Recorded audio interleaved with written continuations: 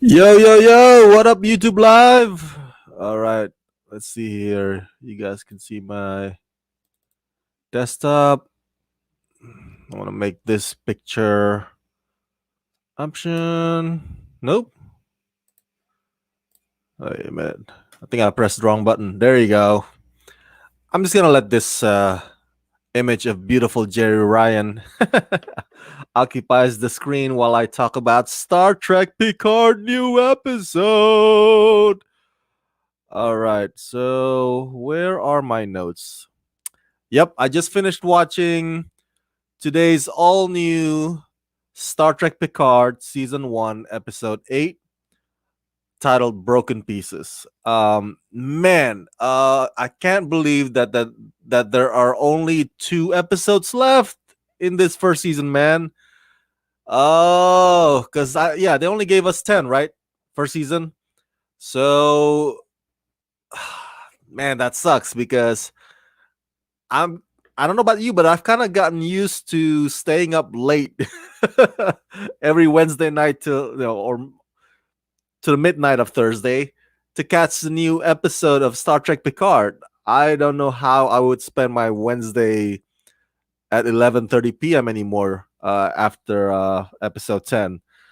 Um so okay, this episode is interesting. So many things happen and a lot of the pieces start to fit together and they start to connect, and now you kind of get a better idea of how and the why as far as the mission goes with regards to the sentient synthetics, in this case represented by Soji.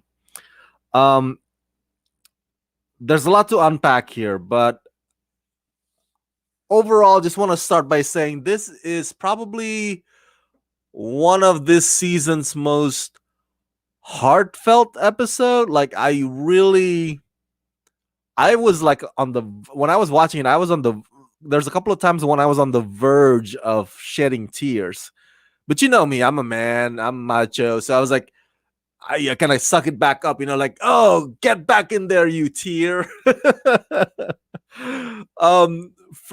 Well, one example is the heart to heart that Soji and Picard have in the dining room when they're eating, and how Picard and Soji have a conversation about Data and what Data would have thought of, or how Picard would want Data to remember him by if the role was reversed and that Picard was the one that's gone, something to that effect.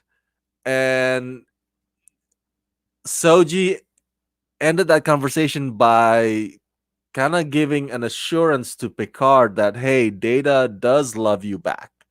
So that was like, oh, that that gets you right here, man. Oh, and the other part, of course, is or with yeah, the other part has to do with Rios.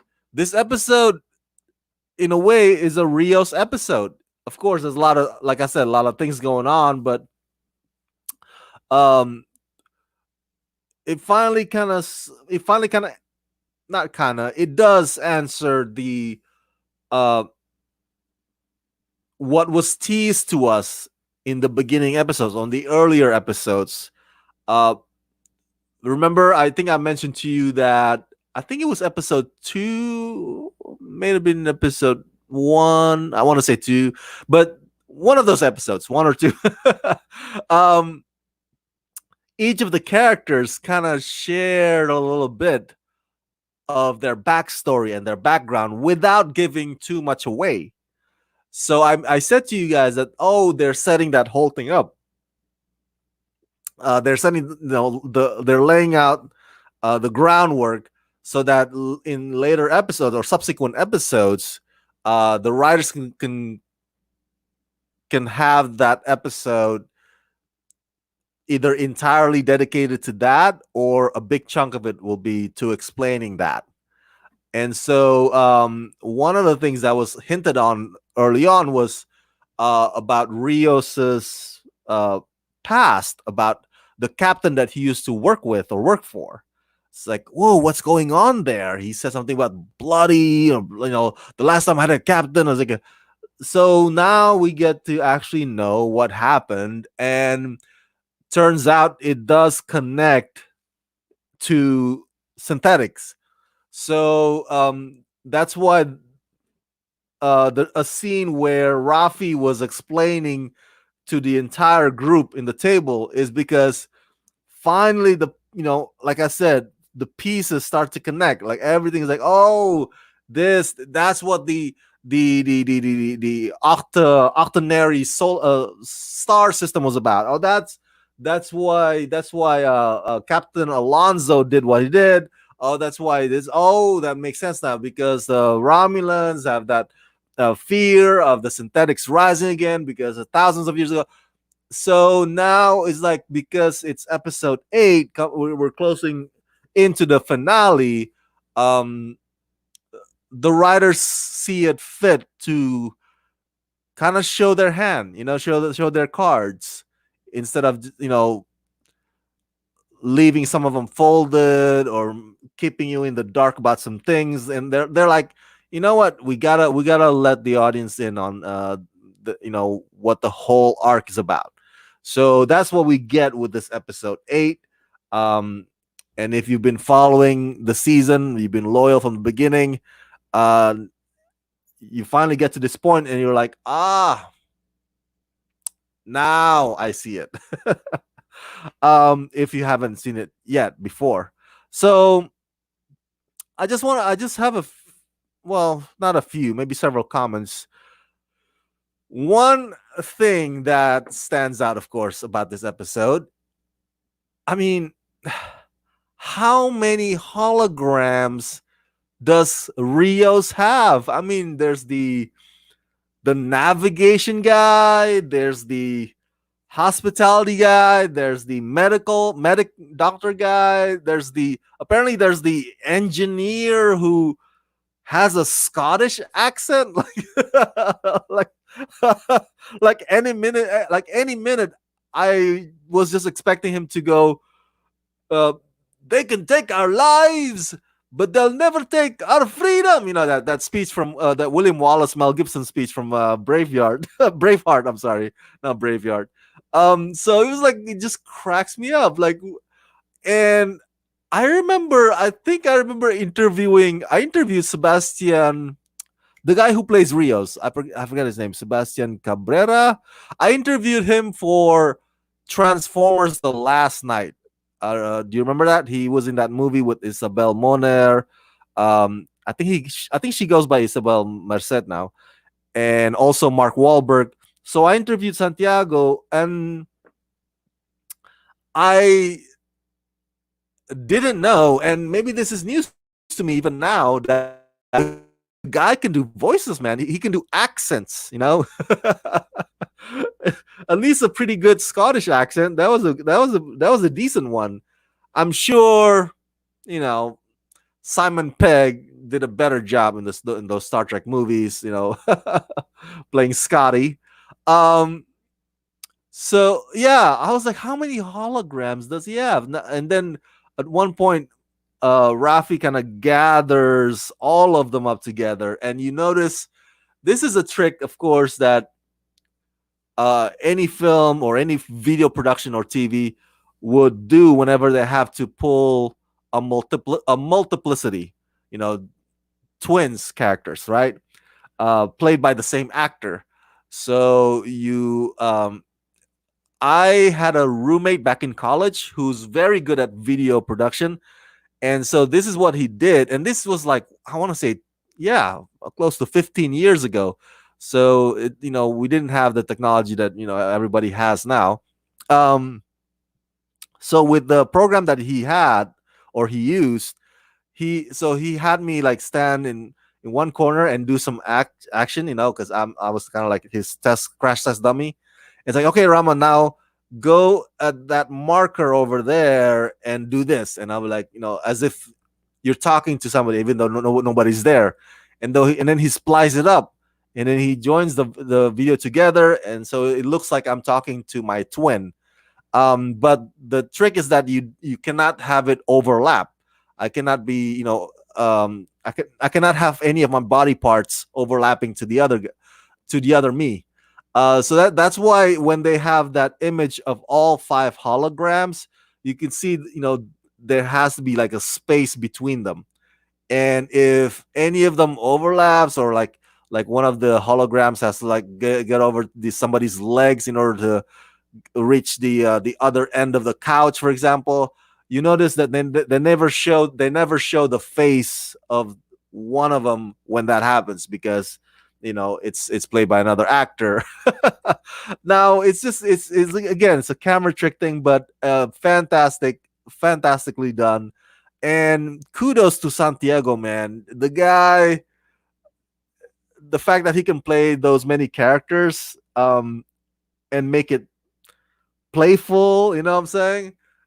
Is a testament to his acting. And of course, he has to go back to his Rios mode, stoic and filled with like sadness and memories of his captain. It's just like, wow, this guy's good. This guy's good. So I'm glad Santiago um, gets this job. Ever since the Transformers of the last night, I was like, where has he been?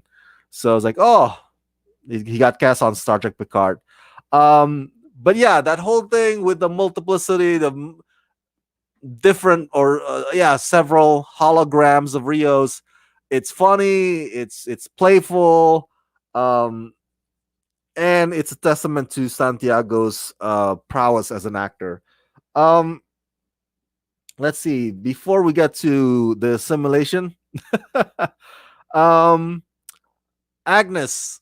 Agnes finally got revealed. She finally got outed as a traitor, as a spy. Woo! Good, good. Am I the only one who finds Agnes annoying? My friend Diana also does too. I was like, oh, this girl's annoying. And I've already talked to you many times about that before, so I'm not gonna repeat myself anymore. But I'm just like, I guess what I'm trying to say, or what I'm getting at, is I feel like a sense of like a relief. Like we don't have to wait long for Agnes to be outed as a spy. Um, and a part of me kind of empathizes with her too, because in this episode she seems remorseful, like genuinely remorseful. Like she seems like she wants to turn a new leaf. She seems like, when she encounters Soji's like, I know I have this instruction from, or not instruction, command from Commodore O, but looking at you right now, I'm looking at you at like, I marvel at you. Look at your design. Like, so the scientist in Agnes kicks in and takes over. So that prevents her from executing what O told her to do, because she's just like in awe. She's in awe of this being in front of her. Like, wow, you're a scientific wonder. So I don't know if that's enough for me to start liking her, or maybe thinking like, oh, maybe she shouldn't turn herself in. Her talent is better off used on the ship than in prison or in jail, whatever it is. I don't know if I'm there yet. I don't know if I'm at the point where let bygone be bygone. It's like, so what if she killed Bruce Maddox? Like, she's good now, right? She's remorseful. She's okay. Come on. I don't know if I'm there yet, but I'm definitely uh feeling a bit sympathy or sorry for her now that she actually expresses real genuine uh apology or remorse. Um the the situation on the cube with 709 and Elnor, and 709 assimilating the Borgs in order to attack the Romulans. Obviously, if you watch the episode, some of them did succeed in taking down Rizzo, but a lot of them unfortunately got sucked out into the vacuum of space. And man, it's I did not see that coming. Rizzo constantly surprises me.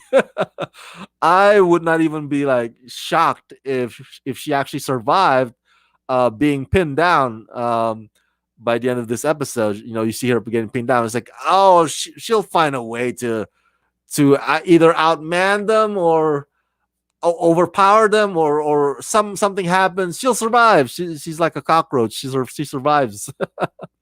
um, but that whole part of today's episode, it also touches me. Like it also almost moves me to tears. Like I kind of feel sorry too for Seven of Nine. You know, when she's like screaming no, and you see all those guys are just sucked out. It's like I feel like I'm not like I was not like trying to. I was not in the midst of shedding tears like I was when Soji and Picard were sharing stories or sharing heart to heart about Data, but I was also like feeling for 709, man. It's like, you know, she she told you, like, she's like, I don't know if we should go forward with this plan because even I don't know if I would release them afterwards. Like, you feel for her. Like so many things happen in this episode that just kind of move you. You know what I'm saying? Kind of emotionally, like, wow, you really connect. You really empathize with Agnes. You really feel for 709. You want to shed tears about Picard remembering Data. This is a very, very emotionally moving episode overall. As I'm winding down. Also, a quick side note: um, another F drop. Uh, I forgot her name, the Admiral. When she has a conversation with Picard, she says, "Shut the fuck up, Jean Luc." I know a lot of Star Trek fans out there. When there was an F bomb on Star Trek Discovery, remember that? I think it was the first season when Saru, I believe, says the F word. I believe, if I'm not mistaken. You can correct me if I'm wrong. It was a big deal. Trekkers everywhere is like, no, there any F words or F bombs or dropping of any curse words, even goddamn. No, there should not be even goddamn in Star Trek. You know, that's not the Star Trek that we grew up with. The Star Trek that we grew up watching, TNG, Voyager, Deep Space Nine, they were a family event. You know, where our kids can watch them too. I get it. I totally get it. I get your frustration, you know, because that's the Star Trek that you are familiar with. But clearly, from what CBS All Access, Alex Kurtzman, Chabon, and everybody involved with the Star Trek Discovery and Star Trek Picard and the Star Trek universe that CBS All Access is developing here, they're not designing Discovery and Picard to be a family event, unfortunately. So, and of course, this is a streaming service, so it's not like it's a broadcast network. So they actually allow cuss words in on Netflix or on Amazon Prime or on CBS All Access or on Hulu. Um, so yeah, this is these two, Discovery and Picard, are a different breed of Star Trek. It's not they are not procedural, where each episode starts and ends. Um, and they're not kid friendly. So that is something that they don't they're not gonna drop f bombs every other word or every week. Um, but by now, it should not be a surprise. It's just something that we just have to pretty much get ourselves to get used to. Um, and the whole thing with 7 of 9 trying to take control of. By the way, first of all, 709 coming back. Oh, fantastic! I love Jerry Ryan. Jerry Ryan's one of the hottest women on the planet. Anytime she comes back, even for like a couple of minutes, just to save somebody's ass, I welcome it. I welcome 709 any time of the day. But the whole sequence when she tries to take control of the cube, right? And she basically does it with all this interface touch hologram technology, just like Rios has on his ship La Sirena. And like because at one point, um, Soji hacks the system, and Soji also kind of like works the La Sirena with the interface touch technology. I was like, oh my god, it looks so cool when 709 does it, like going this and then you spin it like this and like, oh, maybe do the another rotation. I mean, guys, I cannot emphasize this enough. When we watch TNG, even when you guys, because I didn't really watch Voyager, unfortunately. But if those of you guys watch Voyager or Deep Space Nine, you know the technology back then, and that's supposed to be like ways into the future, right? It was mostly buttons and computers and screens. If there's some interface, it's not like like right now. Right now is like Tony Stark. This is like Iron Man shit. What Iron Man has on in his lab. It's like even more advanced than what Tom Cruise did in Minority Report movie. Um, I mean, it's just so cool. It looks so cool. The graphics, the visual effects on Star Trek Picard, especially when Rios or 709 were messing about with interface technology, and it makes you want to have that. It's like, oh, can we have that already today in reality in our real life, because it would make our life so much easier. I would be like, uh, uh, I would be like, oh, trying to work the security in my apartment, and it's like, oh, like let me rotate a little bit and then get this thing out and then throw it and install this thing. Ah, so cool, so cool. Oh man, time flies, huh? Time flies. We have come a long, long way from Star Trek: The Next Generation to now Star Trek Picard. So yeah, it's interesting. It's all coming now to to I guess you could say to full form. The arc about I can't believe the name Vash, the group led by Commodore O, trying to stop synthetics. And next week we're gonna see the place that Soji came from. It's there's only 2 episodes left, so everything's coming to like everything's coming to form now. Now we get to see how it all plays out, because everything makes sense now. Everything you don't have you only have a few questions left unanswered, and I think next week we'll answer them. But for the most part, you're like, okay, I see where it's going now. I see what happened, why they did what they did. Um, and hopefully next week we get to see Narek again. It's so weird that we don't see Narek in this episode.